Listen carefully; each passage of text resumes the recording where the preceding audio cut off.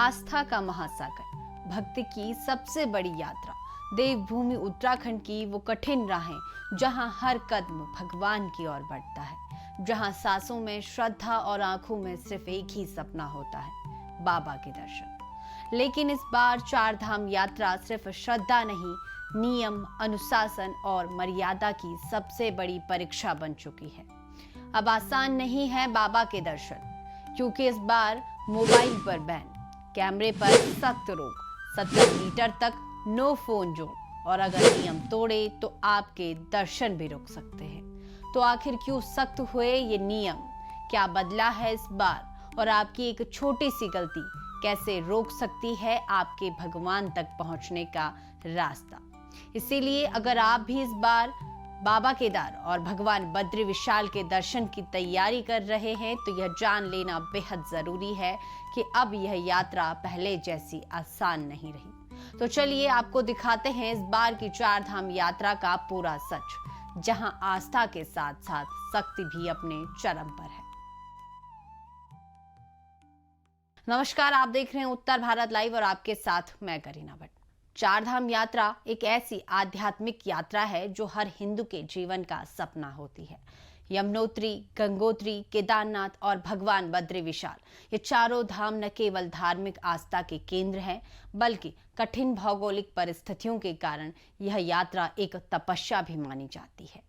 इस वर्ष 19 अप्रैल को मां यमुना और गंगोत्री धाम की कपाट खुलेंगे, जिसके बाद 22 अप्रैल को केदारनाथ और 23 अप्रैल को भगवान बद्री विशाल के धाम के कपाट श्रद्धालुओं के लिए खोल दिए जाएंगे। जैसे जैसे तिथि नजदीक आ रही है, वैसे वैसे श्रद्धालुओं का उत्साह भी चरम पर पहुंच रहा है।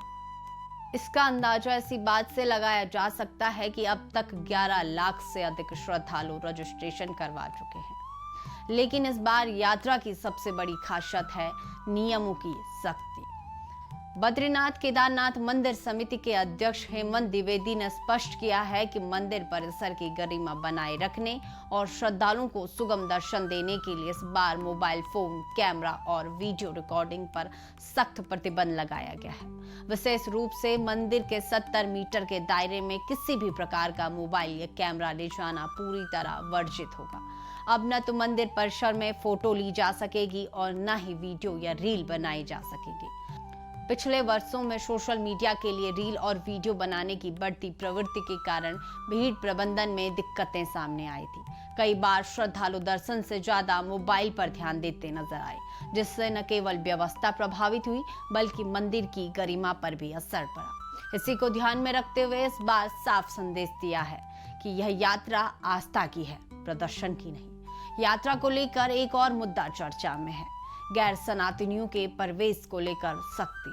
हालांकि स्थिति स्पष्ट करते हुए कहा गया है कि जिन लोगों की सनातन परंपरा में आस्था है, उन्हें दर्शन की अनुमति दी जाएगी। इस बयान के बाद बॉलीवुड अभिनेत्री सारा अली खान का नाम भी चर्चा में आया, जो पहले भी केदारनाथ और अन्य हिमालयी धामों की यात्रा कर चुकी है। चार धाम यात्रा केवल एक धार्मिक यात्रा नहीं बल्कि आत्मिक अनुशासन और श्रद्धा की पराकाष्ठा है।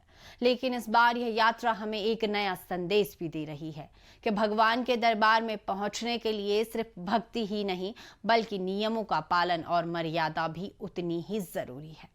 तो इस बार जब आप चार धाम यात्रा पर निकले तो यह याद रखें कि यह यात्रा सिर्फ दर्शन की नहीं बल्कि अनुशासन की भी परीक्षा है। मोबाइल और कैमरे से दूरी बनाइए, नियमों का सम्मान कीजिए और पूरी श्रद्धा के साथ भगवान के दरबार में पहुंचिए, क्योंकि अब आसान नहीं है बाबा के दर्शन अगर आप भी नियमों का पालन नहीं करते। तो चलिए फिलहाल के लिए बस इतना ही। बने रहे उत्तर भारत लाइव के डिजिटल प्लेटफॉर्म के साथ।